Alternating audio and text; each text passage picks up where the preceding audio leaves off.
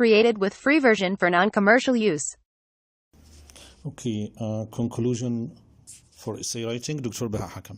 طيب, conclusion is the shortest paragraph. So usually you shouldn't exceed 55 or 60 words maximum for the conclusion. So let me give you two pieces of advice. Number one, before you write the conclusion, you should count how many words have you written for the introduction and for the body. Why? بيبقى فيه three options, three choices. التشويس الأولاني نقول إن حضرتك كتبت الانترودكشن والبادي وكتبتهم 200 words. This is perfect. So go on, سيب line كده blank وابدأ اكتب الكونكلوجن. السكند possibility إن أنت كتبت I would say يعني 175 أو 180 Created with free version for non-commercial use. دول مش هيكونوا كفاية للأسف يعني لما نكتب 180 كلمة يبقى احنا محتاجين نكتب حوالي 70 كلمة في الكونكلوجن. too many. يعني حاول توصل كلماتك في آخر باراجراف في البادي، وصل الفوكاب بتاعك، زود كده 2 sentences عشان توصل إلى 200. Okay, 195 will be fine، ما فيهاش مشكلة. البوسيبيليتي الثالثة إن حضرتك كتبت 160 words only. في كتير بيعملوا كده، يكتب الانترودكشن والبادي متصور ان هو خلاص بقى كتب، يخش يبدا في الكونكلوجن، وبعد ما يكتب الكونكلوجن يعد كلماته يلاقيه كاتب 210 كلمه او 205 كلمه ومش عارف يكتب 40 كلمه في الكونكلوجن. صعب شويه. طب قبل ما نوصل هنكتب الكونكلوجن ونمسح ونكتب تاني؟ نو. اول ما تعد كلماتك، طبعا بنعد الكلمات هوريزونتال في فيرتيكال، يعني الخط فيه مثلا 15 كلمه في 10 سطور يبقى 150 كلمه. لو حسيت ان انت فعلا كتبت عدد قليل من الكلمات 160 كلمة مثلا، لا يبقى هتضطر انك تكتب extra Created with paragraph free version for non-commercial use. فاش مشكلة خالص، زود لغاية ما توصل إلى 200 words. أو لو الباراجراف الأخير كان أصلا already أنت كتبت فيه سطرين بس ولا 3، so you could extend the number of the vocabulary in your last paragraph. النصيحة دي كده تمام؟ طيب ننتقل للتip number 2. Please don't write other examples في الكونكلوجن. ما تجيش تقول لي يعني تيجي تقول another idea or another example. You cannot do that in the conclusion. Okay? طيب, what should we write in the conclusion? Conclusion, basically you should write 3 aspects, 3 concepts, 3 components. The first one is final opinion. والفاينل opinion دي زي overview كده للإساي كله. What really attracted you? What really you think is the most valuable and important point في الإساي نكتبها. Okay? طيب, البوينت الثانية اللي ممكن نكتب فيها في الأي إساي هي recommendation, which simply means suggestion. Recommendation or suggestion, may we use that? Yes, of course you could use that. وبتصلح لعدد ضخم جدا من الإسايز. طيب أنا بقول إن في جملة كده لطيفة ممكن نستعملها ونحفظها كconcept. يعني الجملة دي بتقول أو الconcept بيقول إن أي مشكلة any problem could be solved by public money. public money ممكن تسميه public fund، ممكن تسميه governmental money، governmental fund، المهم هنسميه public money. فاحنا بنقول public money should be invested in، وتعملوا investment في 3 areas: research, education and training. usually الثلاثة دول بينفعوا انك تحل بيهم اي مشكلة. فندي example كده.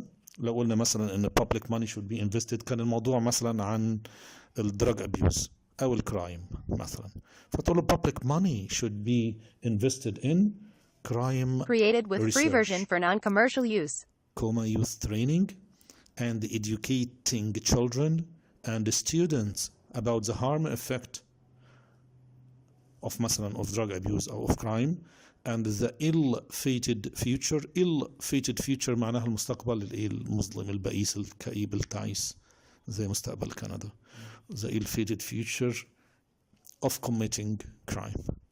Okay, so this you could use it. قالت لك على overpopulation، قالت لك عن pollution، قالت لك عن اي موضوع serious تحس ان هو محتاج stress ومحتاج ان انت تدخل public money فيه. you could use it. Okay, ده first option. The second option أو second possibility that you could write with recommendation and suggestion or without. لو حبيت طبقا لعدد الكلمات اللي انت كتبتها you could write speculation. Speculation معناها التخمين. Created What with free do you version for expect non-commercial in the use. future? So expectation مثلا نقول انك بتتوقع حاجات، يعني طبعا طبقا للتوبيك اللي جالك. usually بتصلح لجروب A اللي هناخدها النهارده ان شاء الله. جروب A بتتكلم عن advantages effect essays، الادفانتجز اوف انترنت، موبايل فون، سوشيال ميديا، فيسبوك، تويتر، كمبيوتر، لابتوب اور وات ايفر بقى، مودرن تكنولوجي، اي حاجه زي كده ممكن نستعمل ليها الستايل ده. نقول فيه ان conclusion بنقول فيه there is no doubt with that، ونقول الموضوع اللي جالك التوبيك هنسميه X. X as a technological tool is here to stay. X ده قد يكون الانترنت او الكمبيوتر or whatever. X as a technological tool is here to stay. Is here to stay means سيبقى إلى الإيه؟ إلى الأبد. Is here to stay.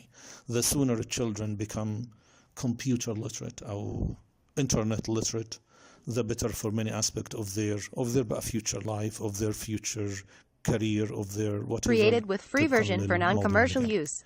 يبقى ده ستايل تاني لطيف. Yes, it is really professional to use it, and you could use both of them.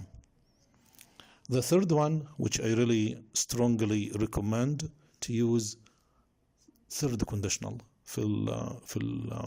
في conclusion. Third conditional بيكون من had زائد past participle في ناحية، والناحية التانية would plus have plus past participle. طب ليه هنستعمله؟ من التقييمات اللي هقيمك عليها انك لازم تستعمل diverse grammatical structure.